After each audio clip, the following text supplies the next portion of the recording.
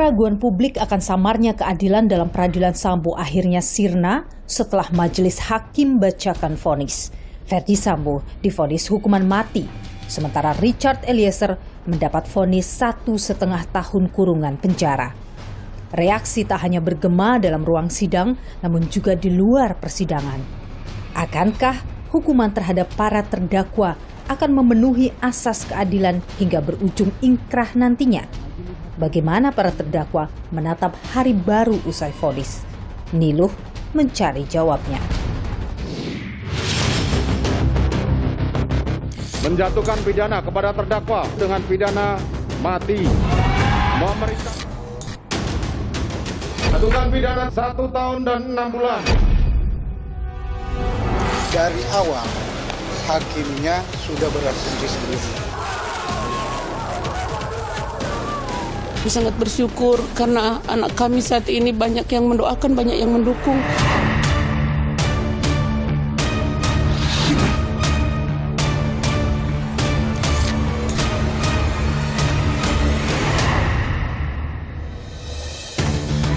Ada hal lainkah yang mungkin Bapak merasa setelah vonis ini belum selesai, ini masih ada hal yang mengganjal? Melalui penasihat hukum kita kemarin sudah ke Polres Jakarta Selatan melaporkan bahwasanya di rekening almarhum itu pemindahan uang sebanyak 200 juta secara bertahap.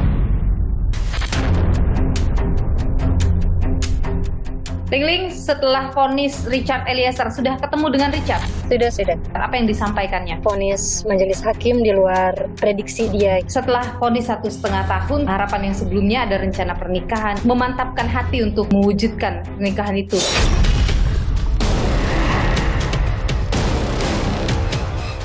Jadi ada kekhawatiran publik kalau dalam 2-3 tahun ke depan kemudian Ferdy Sambo tidak dieksekusi mati, dia bisa saja masuk ke dalam KUHP baru yang menyebut tidak ada hukuman mati, ya hanya ada masa percobaan terlebih dahulu. Artinya dia bisa mungkin hanya di penjara seumur hidup saja nantinya. Tapi itu 3 tahun lagi kan. Ini kan karena perkara tahanan, dalam waktu 1 tahun harus sudah putus di tingkat kasasi. Dan setelah putus tidak bisa diganggu-gugat lagi? Seharusnya tidak bisa, kecuali keluar gerasi dari Presiden. Apakah dengan kasus Ferdy Sambo itu gerasi bisa diberikan oleh Presiden?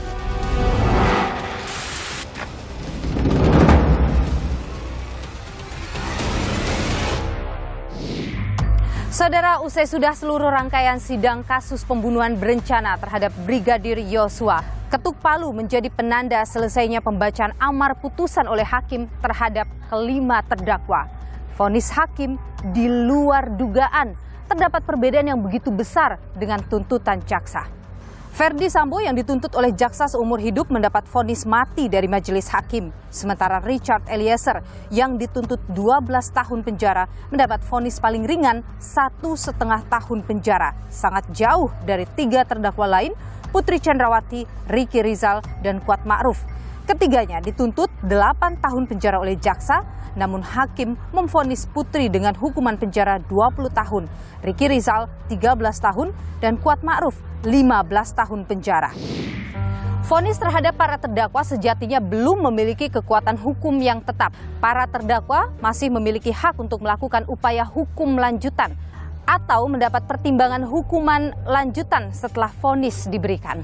Di antaranya adalah upaya banding. Ini merupakan upaya hukum yang dilakukan terdakwa jika tidak puas terhadap putusan pengadilan tingkat pertama atau pengadilan negeri yang diajukan kepada pengadilan tingkat tinggi. Banding juga bisa dilakukan oleh jaksa penuntut umum, namun dalam vonis terhadap Richard Eliezer, kejaksaan telah memutuskan tidak akan banding. Kami salah satu pertimbangannya adalah untuk tidak melakukan upaya hukum banding dalam perkara ini.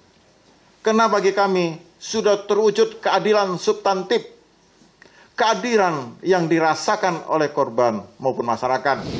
Sementara itu, terdakwa lain, Saudara, Ferdy Sambo, Putri Chandrawati, Ricky Rizal, dan Kuat Ma'ruf sudah menyatakan akan mengajukan banding terhadap vonis hakim Pengadilan Negeri Jakarta Selatan. Selanjutnya, upaya hukum yang bisa dilakukan terdakwa jika tidak bisa banding adalah kasasi. Merupakan upaya hukum jika tidak puas dengan pengadilan tingkat banding atau pengadilan tinggi. Kemudian ada tahap peninjauan kembali, di mana Mahkamah Agung akan melakukan peninjauan kembali terhadap putusan pengadilan, dan jalan terakhir yang dilakukan adalah gerasi, yakni memohon pengampunan kepada Presiden. sejumlah usaha ini bisa jadi akan dilakukan Ferdi Sambo, Putri Chandrawati, Ricky Rizal, dan Kuat Ma'ruf. Yang jelas peradilan Indonesia tengah mendapat angin segar karena vonis hakim dinilai telah sesuai dengan asas keadilan dan harapan publik. Keadilan menurut saya, rasa keadilan publik sekarang sudah diberikan oleh hakim yang gagah perkasa dan berani. Dan kita memang dorong terus berani, jangan takut kepada siapapun karena inilah momentum untuk memperbaiki dunia peradilan kita. Lantas setelah vonis hakim, bagaimana orang-orang yang berada di lingkaran kasus pembunuhan Brigadir Yosua kembali menjalani hidup? Dan juga kami coba untuk menghubungi pengacara keluarga Ferdi Sambo, namun sayang sekali mereka belum berkenan untuk kami wawancarai. Sebelumnya saudara, kami sempat mewawancarai paman Ferdi Sambo sebelum vonis hakim diberikan, dan berikut ini adalah petikan wawancaranya untuk Anda. Dari pihak jaksa penuntut maupun dari hakim, ya mohon agar supaya dalam putusan nanti itu berimbang lah. Ini ada hukum sebab akibat, tidak akan mungkin kucing saja di rumah kita tidak berani nembak loh, atau anjing atau ayam. Tapi karena begitu teriris, Ferdi Sambo ini dipertaruhkan sehingga terjadi. Sebenarnya nggak ada siapa yang mau niat membunuh, nggak ada. Saudara, lantas bagaimana dengan keluarga Brigadir Yosua? Apakah vonis ini menjadi akhir perjuangan mereka? Atau adakah hal lain yang masih diperjuangkan oleh keluarga dan orang tua Brigadir Yosua? Saya akan temui orang tua Brigadir Yosua. Ikuti saya.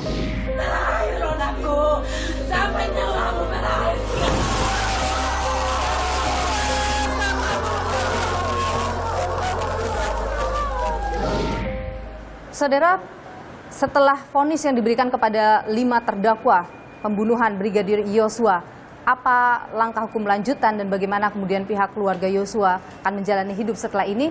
Saya sudah bersama dengan kedua orang tua Brigadir Yosua, Pak Samuel dan juga Ibu Rosti, serta juga tim pengacara dari Brigadir Yosua. Sehat selalu Bapak dan juga Ibu. Sehat. Setelah putusan yang diberikan oleh hakim kepada 5 terdakwa, bagaimana keluarga menanggapi ini? Sudah memuaskan, sudah memberikan rasa keadilan yang Bapak Ibu cari selama ini?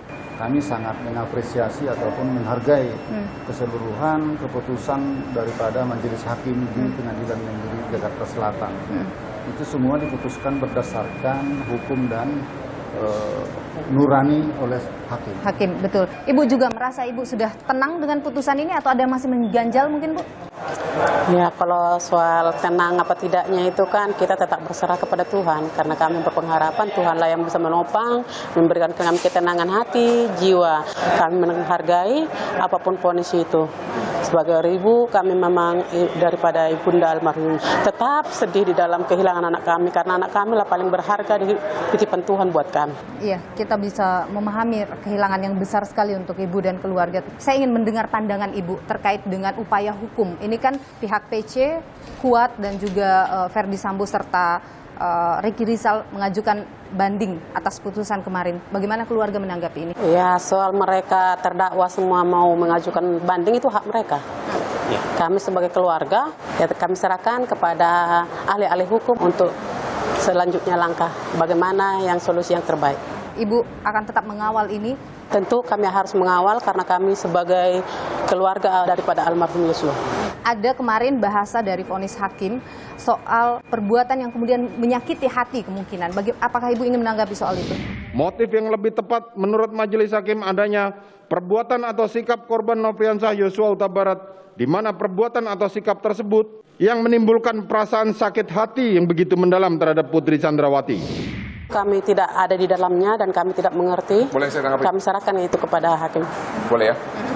Saya pikir itu kata perhalus ya, untuk mengungkap peristiwa yang mungkin saja sebenarnya Joshua itulah korbannya. Oke. Karena kan selama ini mereka mengatakan bahwa Putri diperkosa, faktanya tidak ada visum, tidak ada DNA, tidak ada jejak kekerasan juga. Setelah vonis ini masih banyak ya proses hukum yang masih dilanjutkan oleh pihak keluarga. Apa saja, karena hari ini datang ke Barreskrim, Ibu? Kita ke sini untuk mengurus segala hal administrasi almarhum Joshua, mulai dari buku rekening dia yang berada di Mabes Polri. Jadi ini kami ke ruang Barreskrim, ke ruang penyidik Di sana dulu kan ada berita acara penjemputan barang-barang almarhum ke rumah Sapuling, bahwasanya ada beberapa item yang ditahan oleh penyidik.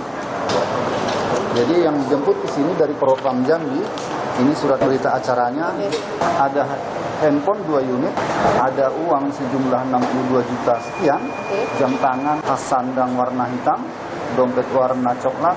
Ini yang belum kembali ya. Ada hal lainkah yang mungkin Bapak merasa setelah vonis ini belum selesai ini masih ada hal yang mengganjal rasanya buat Bapak?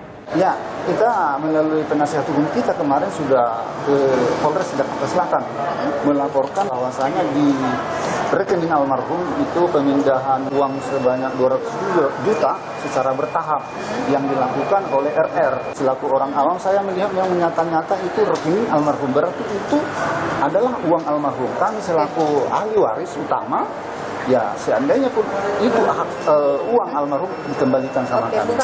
Bukan seandainya.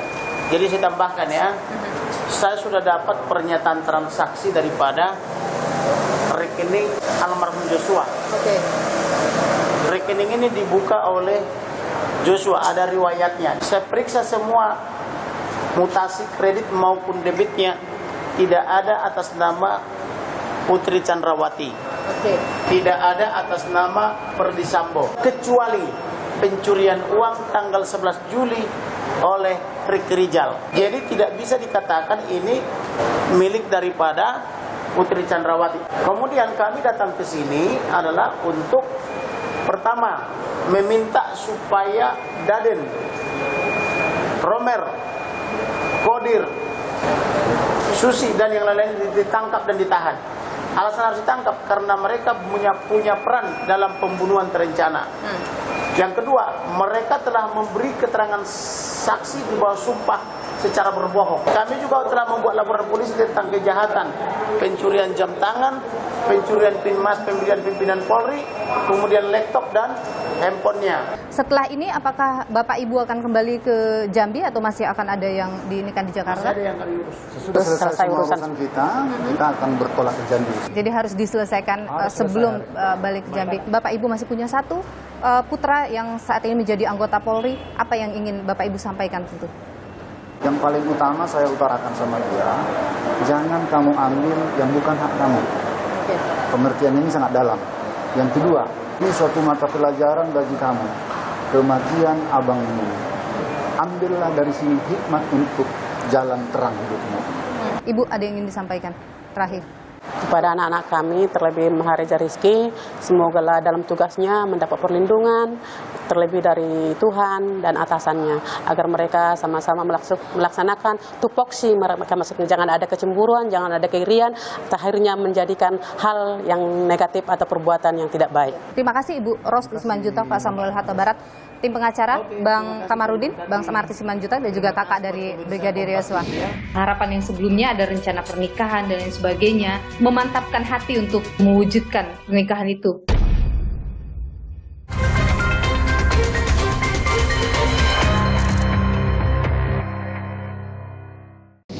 Menyatakan perkara nomor 798 PB 2022 atas nama terdakwa Richard Eliezer Budiang Lumiu dinyatakan ditutup.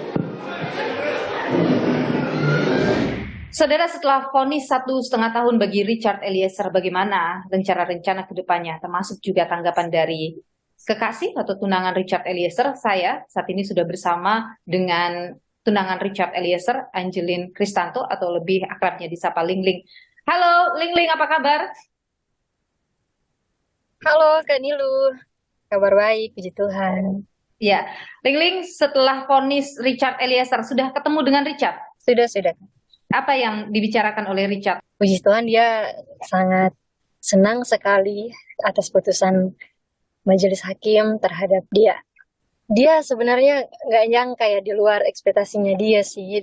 Hasil vonis majelis hakim di luar prediksi dia gitu.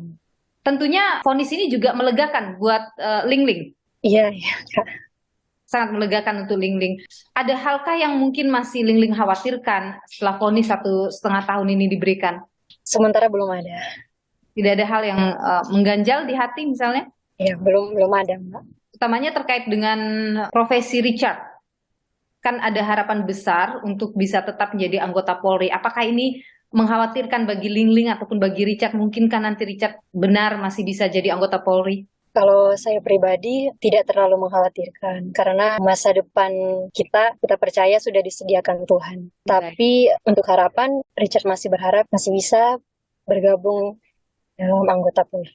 Lingling sendiri bagaimana? Apakah sudah dalam prediksi Lingling mungkin Richard memang akan divonis rendah seperti itu 1,5 tahun? Kalau di bawah 5 tahun, iya harapannya di bawah 5 tahun. Tapi itu kita meminta hal kecil dikasih hal besar sama Tuhan. Jelang vonis itu kan juga jadi momen yang deg-degan untuk Lingling juga, benar ya? Iya, iya. Lingling waktu jelang vonis itu terlihat keluar rumah, sempat terlihat keluar rumah ya. Itu kemana? Ngapain pagi-pagi? Oh ya, itu saya misa Kak di gereja, misa harian. Berdoa biar mendapatkan hasil yang terbaik dari Tuhan. Terjadi sesuai kehendak Tuhan. Jadi ke gereja waktu itu, sebelum vonis pagi-pagi itu ke gereja. Setelah vonis 1,5 tahun, tentu cita-cita yang sebelumnya, harapan yang sebelumnya, ada rencana pernikahan dan lain sebagainya. Jadi sudah dibicarakan dengan Richard karena sudah sempat bertemu dengan Richard, ada pembicaraan terkait dengan itu? Bercanda-bercanda, belum ke pembahasan yang serius. Masih belum memikirkan yang lebih serius sih, tapi untuk memantapkan hati udah mantap, Mbak. Jadi artinya Lingling tetap memantapkan hati untuk bersama dengan Richard terus ya? Iya, Kak. Richard juga menyampaikan hal yang sama. Kapan rencana keinginan untuk pernikahan? Nanti Kak. Itu dibahas lagi, belum pasti. Ini kan jadi satu pelajaran besar ya, peristiwa besar yang kemudian jadi pelajaran besar bagi kehidupan Richard dan kehidupan Lingling juga. Adakah hal yang kemudian Lingling ingin sampaikan pada Richard supaya kemudian ini jadi momen perubahan dan perbaikan juga kehidupan kalian berdua ke depan? Sudah sampaikan secara langsung sih, Kak. Apa yang Lingling sampaikan pada Richard? Banyak, tapi yang pasti benar-benar memperbaiki diri menjadi lebih baik lagi dari sekarang, lebih tahu mana perintah-perintah yang salah dan benar. Jadi mana yang wajib dijalankan dan mana yang bisa ditolak. Apa yang Richard sampaikan setelah Lingling sampaikan hal itu? Banyak sih dia bilang, tapi lebih ke iya. Karena dia tidak ingin jatuh di lubang yang sama. Dia akan memperbaiki diri. Ada hal khusus tidak yang disampaikan oleh Richard setelah vonis ini? Mungkin ada hal yang Richard ingin sampaikan pada publik yang dititipkan pada Lingling misalnya? Dan bilang ke teman-teman semua yang mendukung dia, bilang terima kasih banyak. Maaf dia nggak bisa balas semua support dan kebaikan teman-teman yang telah mendukung dia, baik yang teman-temannya dan orang-orang yang dia tidak kenal. Semoga Tuhan memberkati mereka semua. Oke, jadi ada ucapan terima kasih dan juga permohonan maaf. Iya, tapi aku belum sempat live dan bilang lewat sini aja ya Mbak Nilu. Ada lagi hal yang ingin Lingling sampaikan? Terima kasih untuk semua pihak, para penegak hukum yang telah merespon dan turut mengawal kasus ini hingga selesai. Semoga tetap keadilan di Indonesia bisa ditegakkan. Baik, Angeline Kristanto atau Lingling, tunangan Richard Eliezer, terima kasih sudah berbagi informasi di program Nilu. Sehat selalu, Lingling. Sehat selalu. Jatuhkan pidana terhadap terdakwa Richard Eliezer Budiang Lumiu dengan pidana penjara selama 1 tahun dan 6 bulan.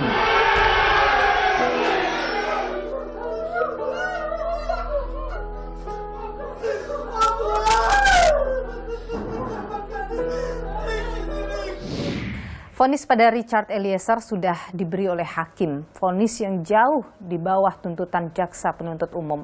Dan sudah ditetapkan juga oleh kejaksaan karena jaksa sudah menyebutkan bahwa tidak akan melakukan banding atas vonis hakim. Itu artinya putusan hakim sudah dinyatakan inkrah atau berkekuatan hukum tetap.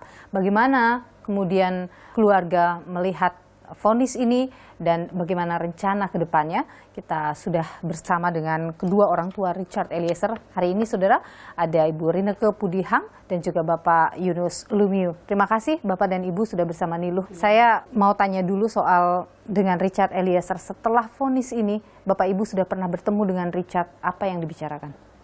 Kami pergi kemarin, dari sore sampai malam kami di sana. Dan kalau soal pembicaraan, kami bicara tentang, terima kasih Tuhan, hanya bersyukur. Kalau rencana ke depannya, kami belum membicarakan itu. Tapi saat bertemu dengan Richard, apa reaksi Richard? Dialah waktu lihat kami berdua, dia tertawa, dia memang kami berpelukan kan, berpelukan. Terus saya bilang, Dek, puji Tuhan karena ya semua karena kebaikan Tuhan sampai di titik putusan. Dan kemarin juga kami sama-sama bersyukur karena dari jaksa kan tidak naik banding. Selama ini kan Bapak Ibu sering ketemu dengan Richard sebelum vonis, tentu terlihat ya, meskipun mungkin Richard tidak menyampaikan tapi tertekan dan lain sebagainya, itu pasti terasa sekali ya. Sebelum vonis hari Senin kan putusan dari Bapak. Iya, jadi kami pergi ke sana. Dan dia kelihatan memang khawatir. Saya bilang, ya berdoa, serahkan semua kepada Tuhan. Karena kekuatan kita hanya doa. Dan itu membuat dia lebih bersemangat saat itu. Iya, betul. Oh, ada pembicaraan dengan Richard misalnya terkait dengan pekerjaan dia sebagai anggota Polri. Apakah itu dibicarakan juga oleh Richard kemarin saat ketemu? Dia cuma berkata, ya Mama, mudah-mudahan kita masih bisa bertugas lagi. Richard Eliezer masih tetap ingin jadi anggota Polri setelah kasus ini? Iya, Mbak. Ada rasa trauma atau rasa ketakutan dari Richard setelah apa yang ia jalani saat ini? Semua yang terjadi yang telah lalu itu bukan satu hal yang kecil buat pribadi Richard. Jadi tetap mungkin di dalam hatinya masih ada sesuatu yang pasti dia pikirkan, mungkin masih ada rasa bersalah atau bagaimana, kita nggak tahu. Tapi kan itu sudah kelihatan di wajahnya, memang sudah agak seperti ada beban tapi sudah terlepas begitu. Artinya tidak ada trauma untuk kembali lagi menjadi anggota Polri? Enggak.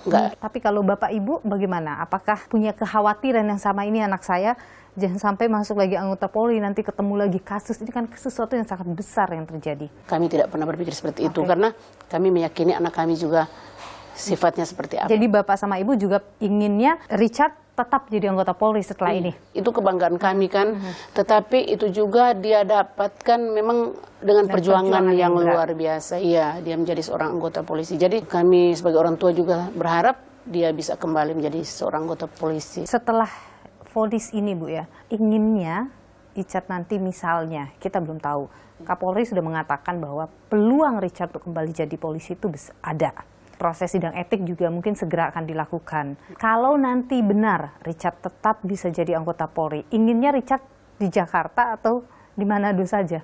Kalau itu kami serahkan kepada kepolisian. Kalau keinginan hati sebagai orang tua setelah apa yang dilewati yang begitu berat beberapa bulan terakhir ini, kalau Bapak gimana? Terbaiklah, pemikiran sesuai dengan pemikiran Richard, keinginan Richard. Iya, kita ikuti keinginan dia. Kan ada banyak pro dan kontra yang muncul. Ada juga pihak-pihak yang merasa vonis ini terlalu ringan untuk Richard Eliezer yang sudah menjadi eksekutor yang menembak Yosua. Bagaimana Ibu dan Bapak melihat komentar-komentar seperti itu? Kalau kami kan sebagai orang tua, kami tidak punya hak untuk menentukan putusan. Keputusan itu ada di tangan hakim, majelis hakim. Jadi kalau untuk melihat komentar-komentar atau pro dan kontra, ya kami sebagai orang tua sih terserahlah. Itu masing-masing orang kan berhak untuk memberikan komentar. Bapak Ibu kan sudah lama ya berada di Jakarta menemani Richard. Gimana rencana ke depan? Sudah kehilangan pekerjaan? Apa yang direncanakan ke depannya, Pak? Untuk ke depan kita masih suka kumpul-kumpul dulu sama Richard dan untuk membicarakan bagaimana kita menjalani hidup ini. Akan di sini terus sampai mungkin Richard menyelesaikan masa hukumannya atau kembali ke Manado? Kami berencana memang sampai Richard selesai. Kalau kami di sini kan kami ingin mengunjungi dia dekat. Setelah proses ini selesai semuanya, mungkin Richard nanti sudah bebas, sudah kembali jadi anggota Polri. Apa yang Bapak Ibu ingin titip pesan untuk Richard tuh dipegang setelah kasus yang begitu berat dilewati ini? Yang pertama-tama Richard harus tetap berserah diri kepada Tuhan, mengandalkan Tuhan di dalam kehidupannya, di dalam tugasnya, tetap semangat dan kejujuran, kepatuhan yang pernah dia lakukan selama ini, yang memang itu juga sudah mendarah daging bagi dia kan, tetap dia pertahankan. Kalau Bapak? Kami selaku orang tua juga mengharapkan Icat bekerja dengan baik dan patuh, dan kejujuran tetap ada dalam pribadinya. Ya, karena kejujuranlah yang menyelamatkan Icat kali ini. Itu yang kemudian harus dipegang terus oleh Richard Eliezer. Bapak Yunus Lumiu dan juga Ibu Rinneke Pudihang, terima kasih sudah berbagi informasi di Niluh. Sehat selalu dan mudah-mudahan bisa segera ketemu Icat lagi, bisa kumpul bareng lagi setelah peristiwa berat yang dilewati beberapa bulan terakhir. Sehat selalu Bapak Ibu. Melihat proses yang berjalan kemarin, melihat putusan yang diberikan oleh hakim dan pertimbangan yang begitu konkret, Anda menilai mungkin sulit kemudian untuk mendapat celah bagi Verdi Sambo bisa lolos dari hukuman mati itu.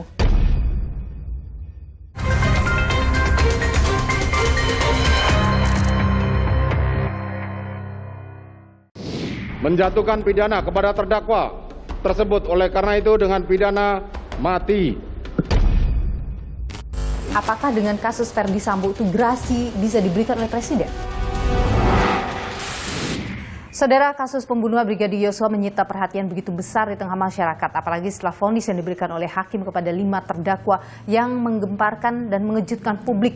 Bagi Verdi Sambo divonis hukuman mati, sementara 3 terdakwa lain, Putri Chandrawati, Ricky Rizal, dan Kuat Ma'ruf ini juga divonis di atas tuntutan jaksa penuntut umum. Sementara itu Richard Eliezer dituntut jauh di bawah tuntutan dari JPU, hanya 1,5 tahun. Bagaimana melihat vonis yang diberikan, bagaimana juga dampaknya bagi peradilan Indonesia ke depannya berkaca dari kasus ini, kita perbincangkan bersama dengan Hakim Agung 2004-2012, Joko Sarwoko. Pak Joko, terima kasih sudah bersama Niluh. Sehat selalu Pak Joko. Pak Joko, setelah vonis hakim, reaksi publik banyak bermunculan, bahkan Menko Polhukam juga ikut berbicara terhadap vonis ini. Anda sendiri melihat vonis yang diberikan oleh hakim kepada para terdakwa bagaimana? Menurut saya putusan Majelis Hakim Pengadilan Negeri Jakarta Selatan itu sangat bagus, dan ada nuansa-nuansa yang penerapan hukum itu lebih progresif. Yang kedua, ini menunjukkan kemandirian atau independensi dari majelis hakim. Melihat vonis hakim yang kemudian untuk Richard Eliezer ini jauh di bawah tuntutan jaksa, ada yang merasa itu terlalu berlebihan begitu. Bagaimana Anda melihat?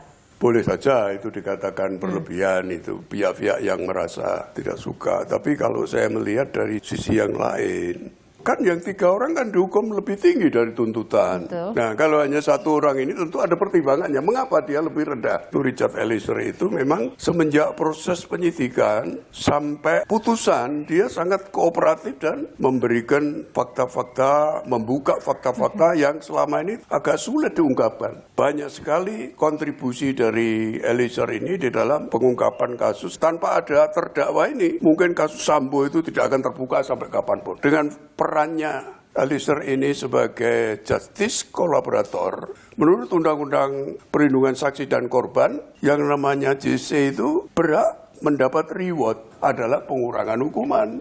Yang ketiga, karena dia melakukan penembakan itu kan, itu hanya aktus seriusnya, tapi mens rea dia tidak punya.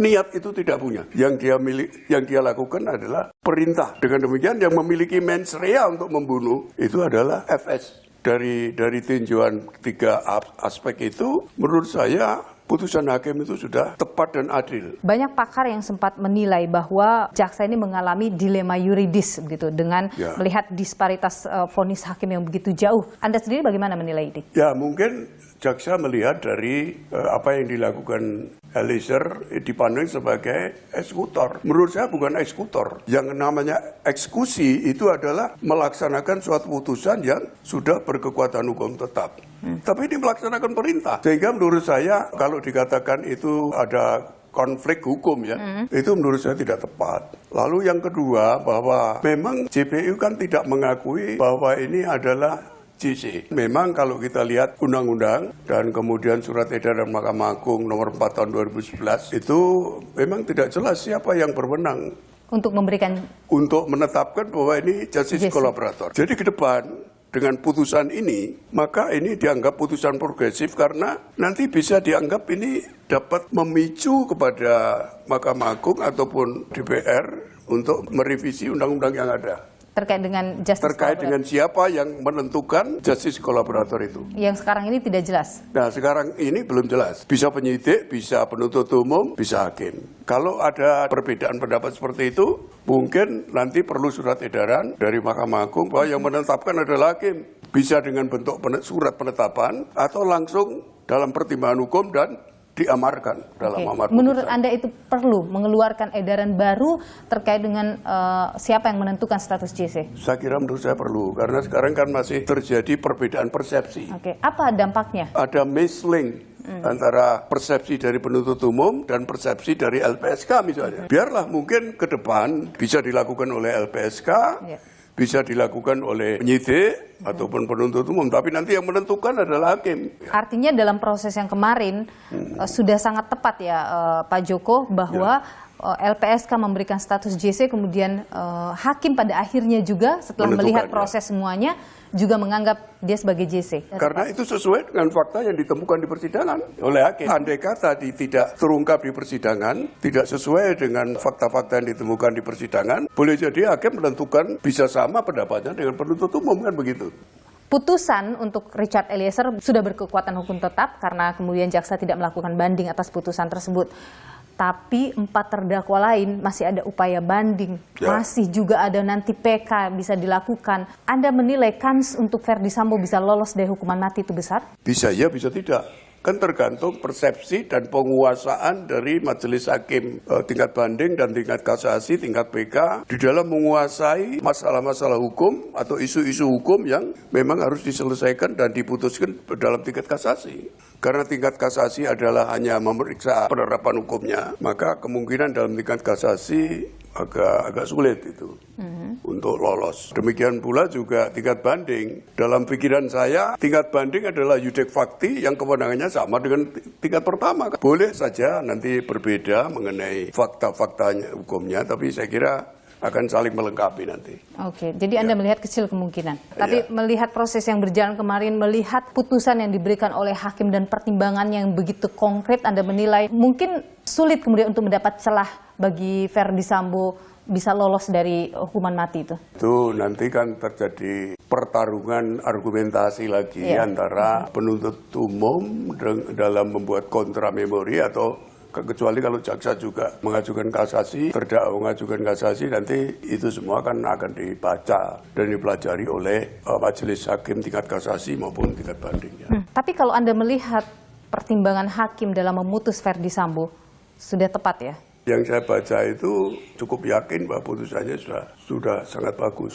Kalau dikatakan misalnya dalam tuntutan penuntut umum, faktor yang meringankan itu memang tidak ada, dengan demikian maka memang faktor yang memberatkan lebih banyak. Kalau sepengalaman Anda berdasar daripada melihat kasus-kasus vonis mati yang diberikan hakim pada terpidana dahulu, apakah bisa vonis hakim itu diberikan dalam waktu dekat 2-3 tahun kemudian eksekusi bisa dilakukan? Ketika saya menjadi direktur pidana di Mahkamah Agung, itu saya mendapat diskusi dari Ketua Mahkamah Agung, minta pendapat saya bagaimana apa bisa dilaksanakan apa enggak ini. Tapi saya kembalikan kepada Ketua MA waktu itu karena saya ada konflik kepentingan, karena saya yang mutus perkara dulu. Setelah itu saya tidak mengikuti bagaimana penyelesaiannya, tetapi yang jelas sudah lewat dari 10 tahun baru ke saya waktu itu ya. Oke, artinya proses untuk dari setelah vonis menuju ke eksekusi mati itu panjang ya Pak Joko ya? Panjang ya, karena kan masih ada banding kasasi PK.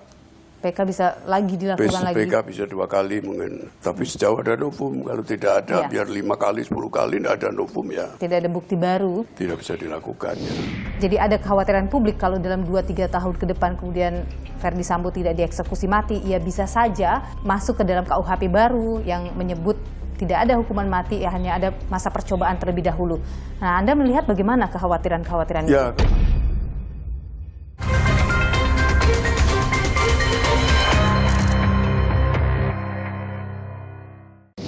Jadi ada kekhawatiran publik kalau dalam 2-3 tahun ke depan kemudian Ferdy Sambo tidak dieksekusi mati, ia bisa saja masuk ke dalam KUHP baru yang menyebut tidak ada hukuman mati, ya hanya ada masa percobaan terlebih dahulu.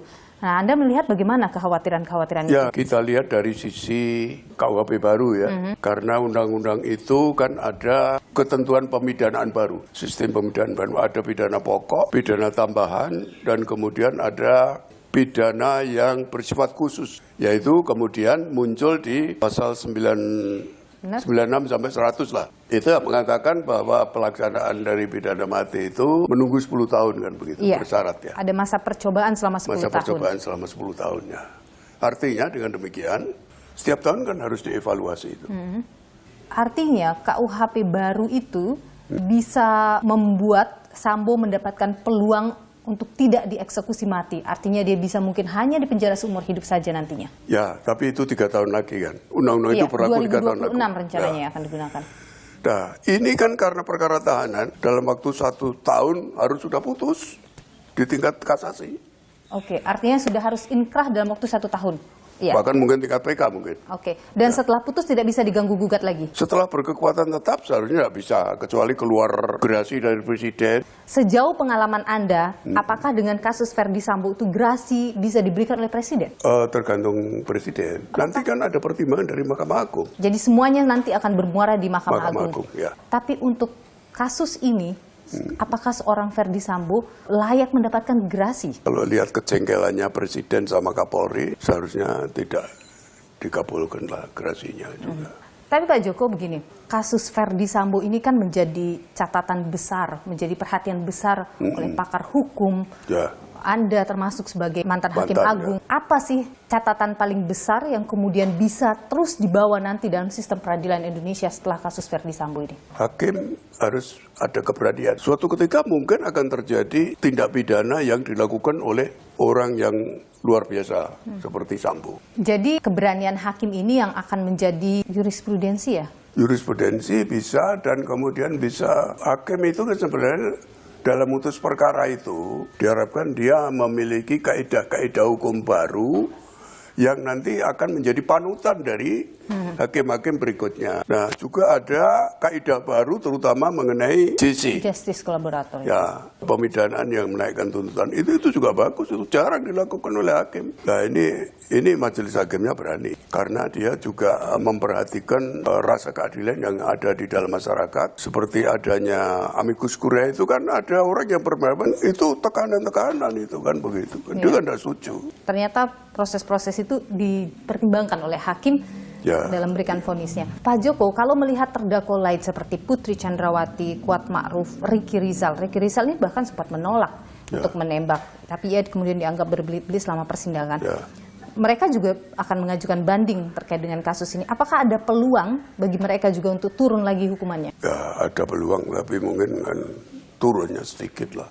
Tapi itu kan nanti kan akan dipertimbangkan oleh hakim apa. Kalau pengacara biasa, wah ini ilusi aja dari penuntut umum, ilusi dari hakim, karena hakimnya sejak awal sudah tidak netral katanya, biar aja, itu biasa, itu kan. Tidak akan mempengaruhi ya? Tidak akan mempengaruhi ya. Melihat apa yang dilakukan hakim pada status JC Richard Eliezer, Anda melihat ini menjadi harapan baru bagi orang-orang yang kemudian ingin membongkar kasus. Nah, sekarang dengan ini, perkara-perkara besar, perkara korupsi, segala itu nanti ada yang berani ngomong.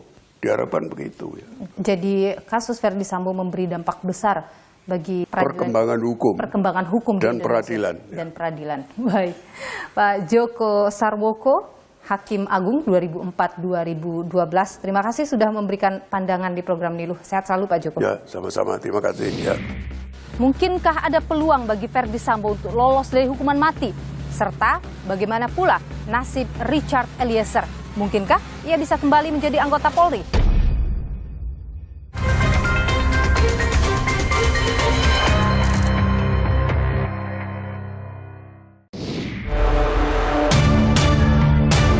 Menjatuhkan pidana kepada terdakwa dengan pidana mati. Dia mendapatkan putusan vonis yaitu hukuman mati. Jadi kami keluarga sangat-sangat berterima kasih. Putusan pidana 1 tahun dan 6 bulan. Sangat bersyukur karena anak kami saat ini banyak yang mendoakan, banyak yang mendukung.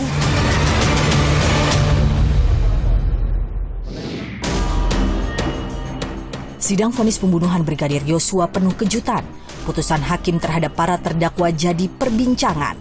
Reaksi positif pun datang dari berbagai kalangan. 1 tahun dan 6 bulan. Kami dari lettingnya Baradae, dari Barapana Nusantara, datang ke sini untuk mendukung Richard Eliezer untuk dibebaskan. Kalau bisa bergabung lagi bersama kami. Inilah momentum untuk memperbaiki dunia peradilan kita. Vonis untuk Sambo itu sudah tepat.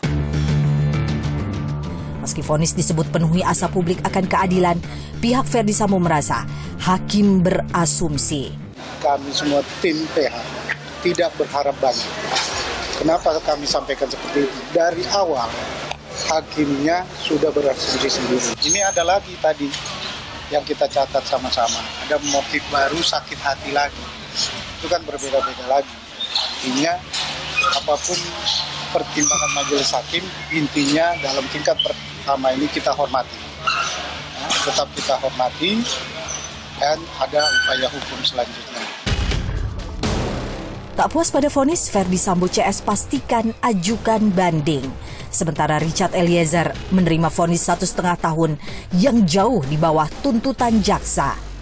Namun muncul dugaan di publik terkait aturan dalam Kitab Undang-Undang Hukum Pidana KUHP baru.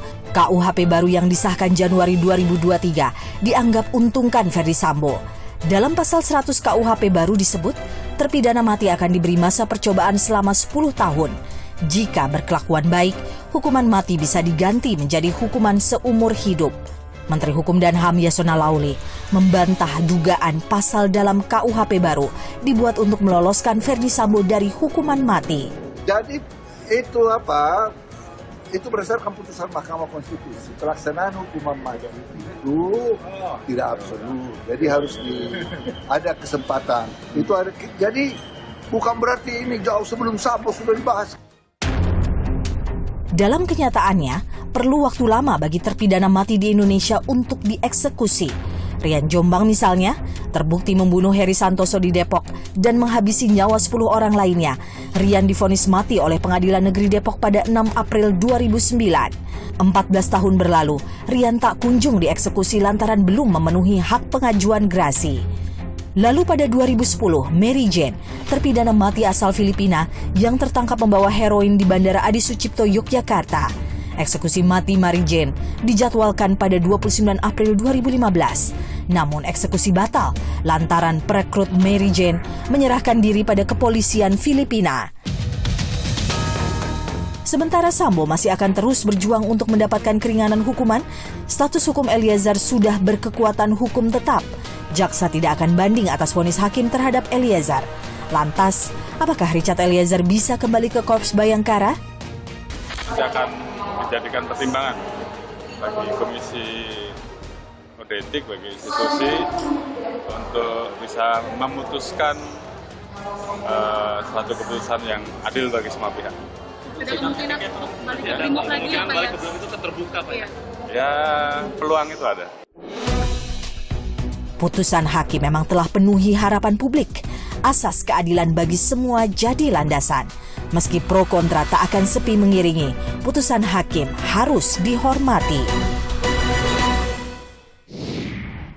Peradilan Ferdi Sambo CS telah mencatatkan sejarah dalam peradilan Indonesia. Mantan jenderal yang melawan prajurit berpangkat rendah, sang prajurit yang berhasil menang berkat kejujurannya. Bangsa Indonesia patut bernafas lega karena keadilan yang berasaskan kejujuran masih ada di negeri ini. Semoga masih banyak orang-orang jujur lainnya yang dapat bekerja sama dengan penegak hukum demi menciptakan peradilan yang bersih. Saya, Niluh Puspa, sampai jumpa.